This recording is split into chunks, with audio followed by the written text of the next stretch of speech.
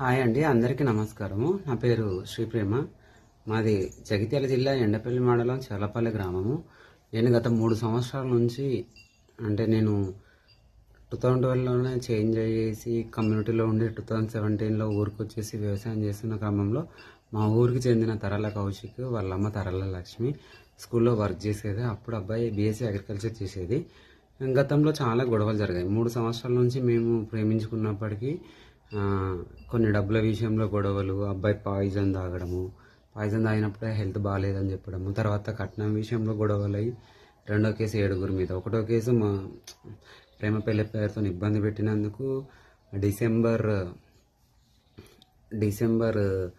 మంత్లో అయింది 2023లో. రెండవది 2024 జనవరిలో మంత్లో అయింది. మూడోది ఎంగేజ్మెంట్ కమ్ మ్యారేజ్ చీటింగ్. అంటే ఎస్ఐసిఐ దగ్గరికి వెళ్ళి చెప్పేసి ఫస్ట్ కేసు సెకండ్ కేసు కొట్టేయమని, లేకుంటే కట్నాలు అడగడం, 3 acres 2 acres 1 acre ల్యాండ్ అని మనీ అని అడిగితే నేను అన్నిటికీ అగ్రీ చేశాను. ఎందుకంటే ప్రేమ మనిషికి ఒక జీవితాంతం తోడు ఉండాలన్న ఉద్దేశంతో నేను అగ్రీ చేస్తూ పోతుంటే నా నమ్మకాన్నే దెబ్బ కొట్టుకుంటూ పోయిండు.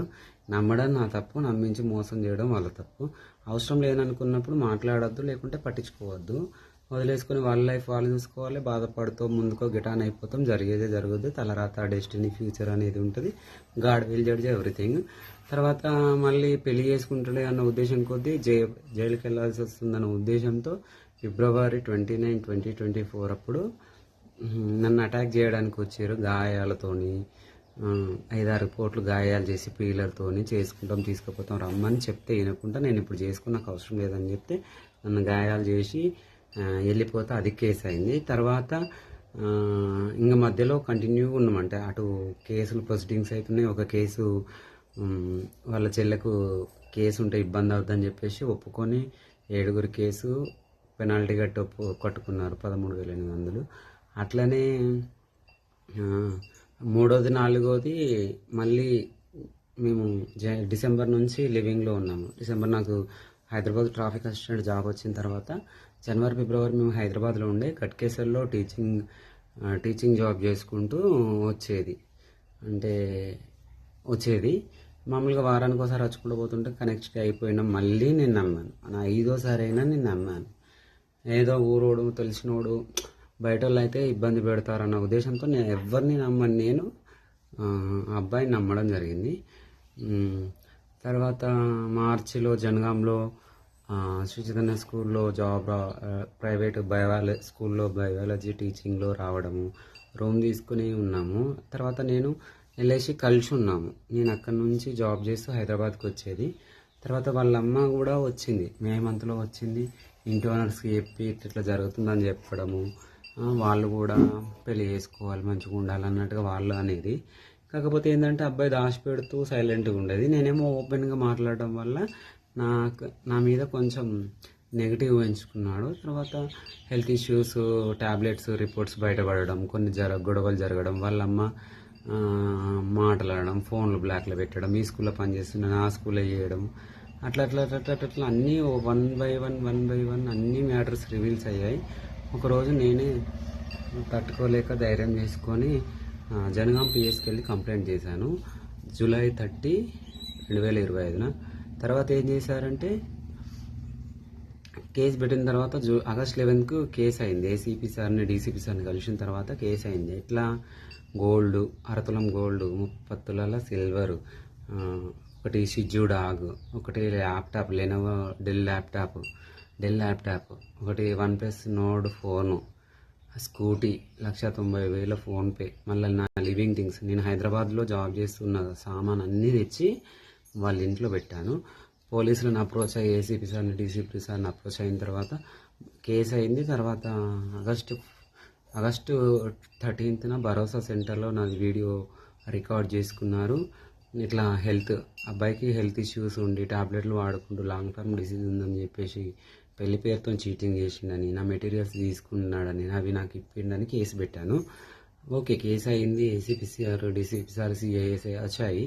కానీ ఏదో మ్యానిపులేట్ చేసి ఇంట్లో ఓనర్కి చెప్పి మళ్ళీ వస్తామని చెప్పేసి కాల్ చేసి పోవడము. 70 రోజులు అవుతుంది వాళ్ళకి. అంటే అక్టోబర్ 20 2024 ఇవాళకి కరెక్ట్గా 75 రోజులు 80 రోజుల దాకా వచ్చేసింది. అయినా ఇంతవరకు వాళ్ళను జనగాం పిఎస్ఎస్ఐ కానీ సిఐ కానీ వస్తున్నాము ట్రాక్ చేసి నేనే ఆధార్ కార్డులు, ఓటర్ కార్డులు, ఫోన్ నంబర్లు, ఐఎంఈఐ కోడ్లు, ఫ్రెండ్స్ నంబరు, వాళ్ళ బాబాయ్ నంబర్, వాళ్ళ family number, permanent address, health రిపోర్ట్లు అన్నీ ఇస్తే ట్రాక్ చేస్తున్నాము, స్విచ్ ఆఫ్ వస్తుంది, ఫోన్ వాడట్లేదు, అది ఇది అని చెప్పారు. నాకు ఇంతవరకు నాకు న్యాయం జరగలేదు. అంటే వాళ్ళను కోర్టులో సివిల్లో చూసుకుంటామని మాట్లాడడం, మళ్ళీ అబ్బాయి దొరకట్లేదని చెప్పడం, నీ సామాన్ నువ్వు తీసుకపో అని చెప్పడం, ఫోన్ సామాన్ దాచిపెట్టి సామాను అమ్ముకొని కేరళకు ట్రీట్మెంట్ చేసుకొని రావట్లేదు అనుకుంటూ ఏదో ఒక దాటింపు సమాధానాలు చెప్తున్నారు. ట్రాన్స్జెండర్లని చిన్న చూపో లేకుంటే నా మీద ఏం నెగిటివ్ చేశారో లేకుంటే ఇంకేమైనా మేనేజ్మెంట్ చేశారో కానీ చాలా జరిగింది. నేను మినిస్టర్ నుంచి కాల్ చేశాను, ఏసీపీ సార్ నుంచి కాల్ చేశాను, డీసీపీ సార్ నుంచి కాల్ చేశాను, సిఐ సార్, ఎస్ఐ సార్ దగ్గరికి ఒక 10 సార్లు వెళ్ళాను. అలాగే షీ టీం నుంచి కూడా కాల్ చేయించాను. ఒకటి మానవతా దృక్పథము, న్యాయము, చట్టము ఏమి లేకుండా ట్రాన్స్జెండర్నని, ఒక ట్రాఫిక్ అసిస్టెంట్నని సామాన్ తీసుకుంటే ఇంటికి వచ్చి ఎంక్వైరీ చేయకుండా, ప్రాపరు ఎక్కడున్నారో కనుక్కోకుండా తీసుకొచ్చి నాయనాకి ఇప్పియకుండా 80 రోజుల నుంచి ఛార్జ్ షీట్ వేయకుండా నన్ను చాలా ఇబ్బంది పెడుతున్నారు జనగాం పిఎస్ఎస్ఐ అండ్ సిఐ గారు. దాదాపు 80 రోజుల్లో 10 రోజులు వినాయక చవితి, 10 రోజులు దసరా, 10 రోజులు కొత్త సిఐ సార్ వచ్చారు. వారం రోజులకు ఒకసారి పోయి కూర్చోవడం, రావడం, ట్రాక్ చేస్తున్నాం, వస్తున్నాం, దొరకబడుతున్నాం, సార్ లేడు, రేపు రా, ఎల్లుండ్రా, ఇట్లనే నేను పొద్దున డ్యూటీ చేసుకుంటూ పోయేది. ఈ 2 నెలల నుంచి నేను ఇంటికాంచి అప్ అండ్ డౌన్ చేసుకుంటూ ఇబ్బందులు పడుతూ రూమ్ తీసుకొని ఉన్నాను. ఇంకా నాకు చాలా ఇబ్బందికరంగా వ్యవహరించినారు. చట్టానికి న్యాయానికి కళ్ళు లేవన్నట్టుగా, మానవతా కోణం చనిపోయింది అన్నట్టుగా, కేసులను ఛేదించకుండా, ఆల్రెడీ క్రిమినల్ నేనే 4 కేసులు ఇక్కడ మా ఊరు జనగాం జగిత్యాల, వెండ్రపల్లి, వెలగటూరు పిఎస్లో పెట్టాను 4 కేసులు. అవి నేను 2 క్లోజ్ చేశాను, ఒకటి పెండింగ్లో ఉంది, ఒకటి క్లోజ్ ఉంది. ఆల్రెడీ అంతకన్నా ముందు వాళ్ళ ఫ్యామిలీ మీద ఒకటి 324 కేసు ఉంది.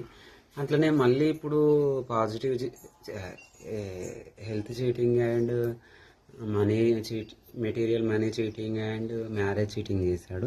ఒక క్రిమినల్కి ఇంత వత్తాస పలుకుతుంటే మరి ఇంకా రాను రోజుల్లో పోలీస్ డిపార్ట్మెంట్ అండ్ క్రిమినల్స్ కానీ సిచ్యువేషన్ ఎట్లా ఉంటుందో ఆలోచించాలి. ఒకవైపు చట్టాలు మాకు అనుకూలంగా స్పందించి తీర్పులు మారుస్తున్నప్పటికీ, చట్టాలు చేస్తున్నప్పటికీ సొసైటీలో ఇట్లా నెగటివిటీ ఉంది. దయచేసి నాకు సంబంధించిన అన్ని తొందర రీప్లేస్ చేసి నాకు న్యాయం చేసి కోర్టులో ఛార్జ్ షీట్ వేసి నాకు న్యాయం చేయాలని కోరుకుంటున్నాను. Thank you.